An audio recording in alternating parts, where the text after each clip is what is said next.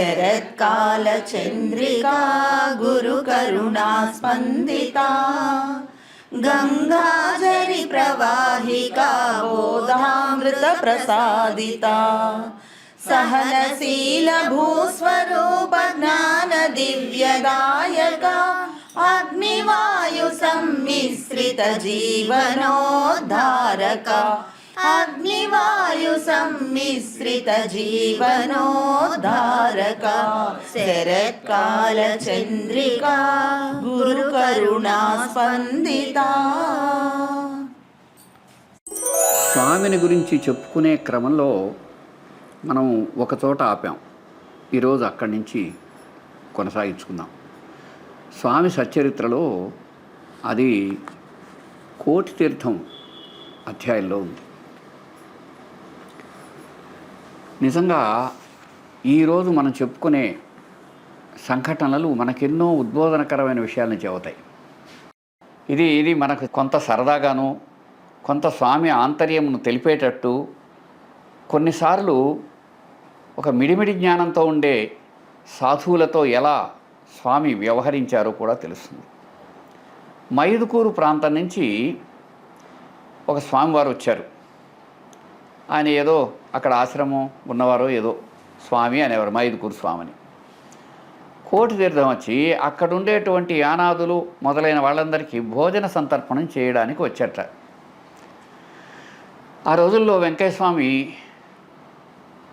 ఏదైనా ఆహారం తినాలంటే ఎవరి దృష్టిలో పడకుండా తానంత తానుగా ఒక చోట తినేవారు, రహస్యంగా తినేవాడు, మరుగున తినేవారు. ఆ వచ్చిన మైదుకూరు స్వామి ఏం చేశారు, స్వామిని కూడా భోజనానికి రండి స్వామి అన్నారు. అంటే అప్పటికి స్వామి అందరి పంక్తుల్లో కూర్చుని భోంచేసేవారు కాదు. ఆ స్వామి ఏమన్నాడు, వెంకయ్య స్వామి వచ్చి ఈడ భోంచేస్తే కానీ నేను ఆయన పక్కన కూర్చొని భోంచేయాలి, లేకపోతే నేను కూడా అన్నం తిన్నాను అని భీష్మించాడు. మహానుభావుడైన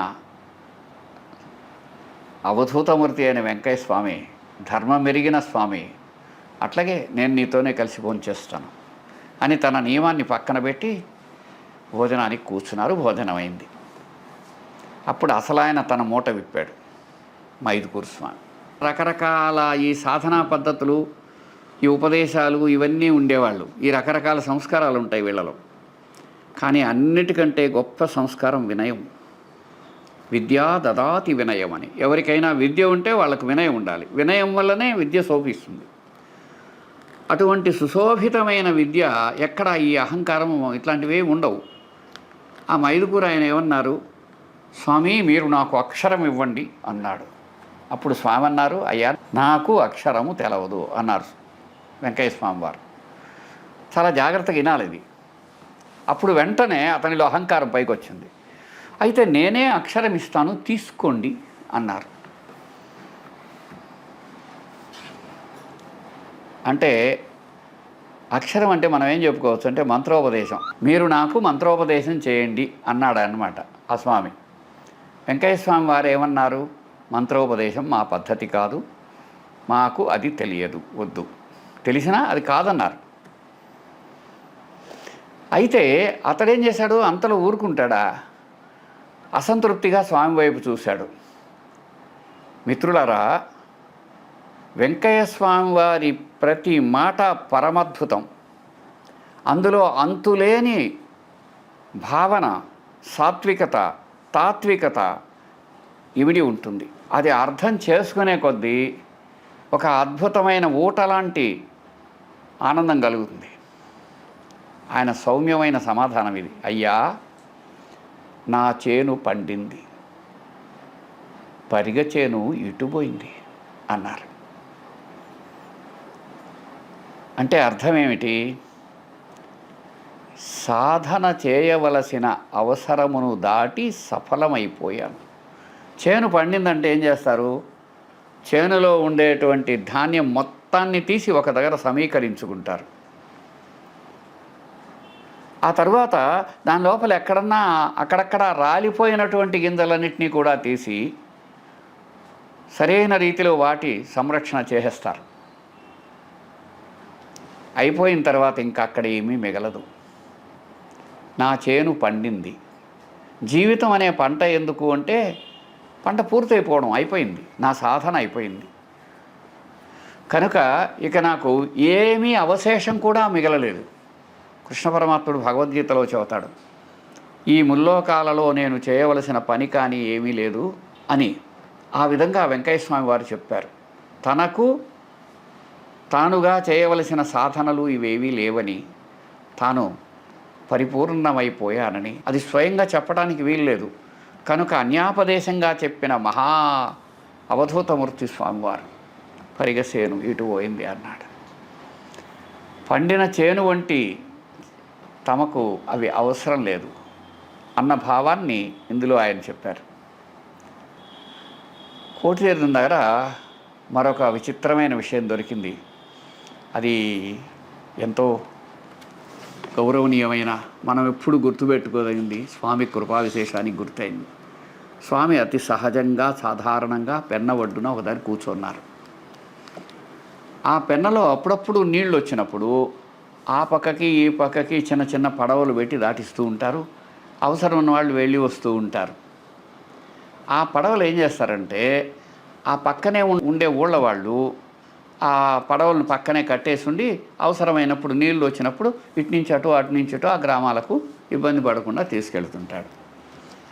అట్లా పడవను నడిపే ఒక అతని పేరు నువ్వుల చెన్నయ్య. ఆ చెన్నయ్య తర్వాత ఆయన కొడుకు కేశవయ్య దాన్ని నడుపుతున్నాడు.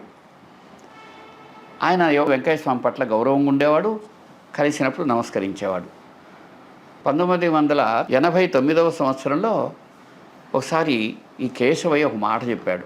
నాకు అప్పుడు 63 సంవత్సరాలు, అంటే ఇప్పుడు 89కి ఆయనకి 63, అంటే 25వ ఏటి నుంచి నేను పడవేస్తుండేవాడిని. అట్లా ఒకసారి నేను పెన్నబొడ్డునే స్వామి ఉన్నారు, కొత్తపల్లి దగ్గర ఒక జిల్లేడు చెట్టు కింద కూర్చున్నారు. పడవ నిండా మనుషులు ఎక్కేసారి వెళ్ళిపోవడానికి, ఎందుకైనా మంచిదని స్వామి కాళ్ళకు మొక్కి నమస్కారం పెట్టగానే ఆయన అన్నారు, అయ్యా, పడవ నీళ్ళలోకి పోగానే పగలు కొట్టుకుంటుంది. కొంతమంది బోధోడు అంటే ఒక ఏటి ఒడ్డు ఒకవైపు దగ్గర, మరికొంతమంది కంభంపాడు పల్లెల దగ్గర ఒడ్డెక్కుతారు.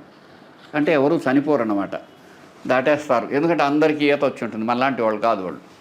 చిత్రం ఏంటంటే, మీరు ఎప్పుడైనా నాటు పడవలు ఎక్కారా? నాటు పడవ సాధారణంగా పల్లెల్లో దొరికే చెక్కలతో చేస్తారు, వెడల్పాటి చెక్కలతో. ఆ చెక్కల్లో ముడులు అని రౌండ్గా ఉంటాయి. అవి బాగా నానినప్పుడు వాటిలో ఎక్కువ బలంగా గన మనుషులు కానీ ఎక్కితే అవి పైకి ఎగదన్నేస్తాయి. అప్పుడు ఆడ ఒక్కబట్టిపోద్ది. సరే, అప్పుడు స్వామి మాట అనగానే అతనికి భయం వేసింది. స్వామి, మీరేమో ఇలా చెప్పారు, నాకేమో ధైర్యం చాలటం లేదు, పడవ నిండా జనం ఉన్నారు, మీరు వచ్చి పడవ ఎక్కితేనే నేను పడవేస్తా, లేకుంటే లేదు స్వామి అని కాళ్ళ మీద పడ్డాడు. సరే, అట్లాగే పదయ్యా అని మునగబోయే పడవెక్కారు కడతేర్చే సమర్థులు వెంకయ్య స్వామి వారు. పడవ నడియేట్లో పోతోంది. ఉన్నట్టుండి స్వామి ఎక్కడైతే కూర్చున్నారో ఆ పక్కనే ఒక చెక్క లోపల నుంచి ఆ ముడి వీడిపోయి ఆ పగిలి లోపలికి ఏమిటి నీళ్లు విపరీతంగా వెగజిమ్మేశాయి. అంతే, స్వామి ఏమీ కదలలేదు, పదలలేదు.